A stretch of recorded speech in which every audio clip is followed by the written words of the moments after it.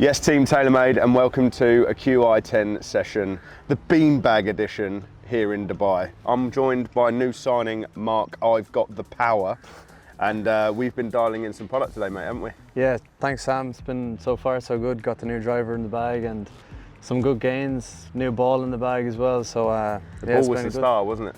Yeah, it was. So you were playing 2021 TP5, yeah, and then we've actually ended up here in TP5x 2024, right? Yeah, so I didn't really plan on that, to be honest. But yeah, when you said that, I suppose there's a special someone who put it in the bag recently. Yeah. The big dog Rory. So that obviously, when I heard about that, I said, oh, I'll give this ball a go, and it's been great. Found my spin levels are a lot better, and it's probably down to the driver as well. It's been really good, and so far so good. Yeah, I think it's like you were obviously quite happy with where your bag was at. Yeah. So we were kind of like just expecting just to go through the numbers and make sure they're all okay. But then we actually started off on the chipping green, and you were like, actually, I want to explore this golf ball. Mate, yeah. Why do you think it was so important to start at the chipping green? Yeah, like I always found, like for me, I'm a kind of a drivey pitcher, so yeah, a little bit of a softer ball is a good help.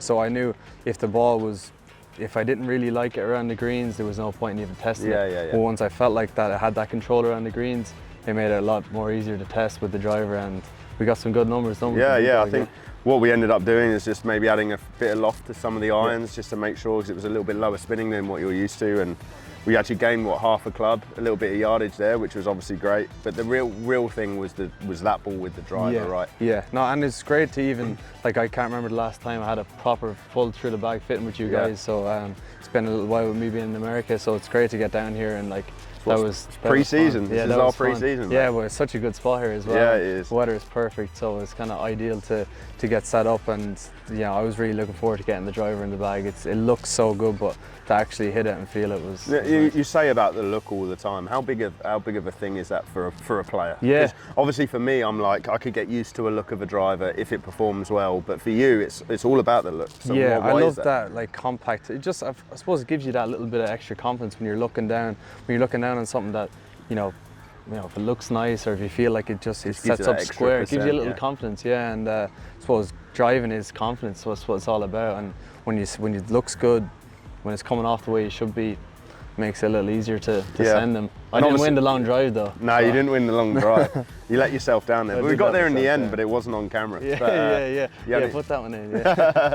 But obviously with you play around with ball flights. Yeah. As a fitter, that's good for me, because I'm not just fitting the standard shot. Yeah. And like we said in the fitting session, was your good shots are always going to be good. Yeah. But the draw has to draw nicely, a good spin, good launch, and the fade has to work as well. And actually, the most interesting thing was when we were on the range hitting some drivers, we tried the big fade, and like when I even tried a big fade, I still got like 180 ball speed, which is like, I don't think I've ever like with a proper slice. So it's nice to know that I can hit both ways and know that my speed is still going to be there. Yeah, and it's good. One thing I thought was the dispersion came in. Yeah.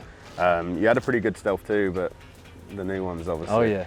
It's going to get a good rodeo out there. Yeah, but the face is really good, and I like the new kind of blue navy face as well. I feel like it just matches up to the new kind of sharp black finish on top. You've let me down there because you're an Arsenal fan. I thought you'd have liked the red. Oh yeah, I've slipped up there actually. But I heard Declan Rice is out. Yeah, he's here. He's chilling with Rory. Don't you worry about him. So yeah, mate, just a couple of questions for me. Obviously, really amazing amateur sort of career you've had, and you've taken the next step into the pro ranks. Why TaylorMade?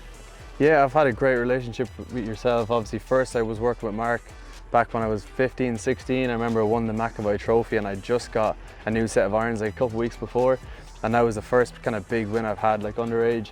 And ever since then, I've had a great relationship with you guys. It's obviously great to work a bit more with yourself, Mark, perfect. Alex, and just the stuff is great. But when you have a good relationship with the guys you work with, you can feel a bit more comfortable about, if I don't feel comfortable with something, I can just bounce it off you guys, and the knowledge has been pretty good so far. Yeah, so, perfect. Well, that's nice to hear. Yeah. He doesn't say that off camera, by the way. Good job there's a camera here.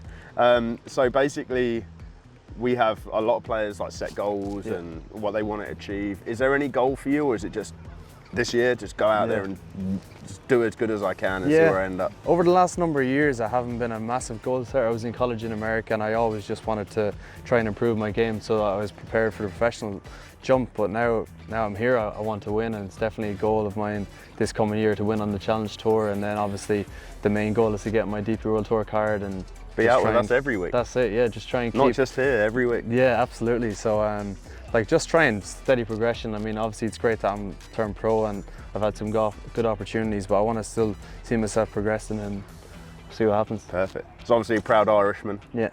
Is it a lager or is it still a Guinness?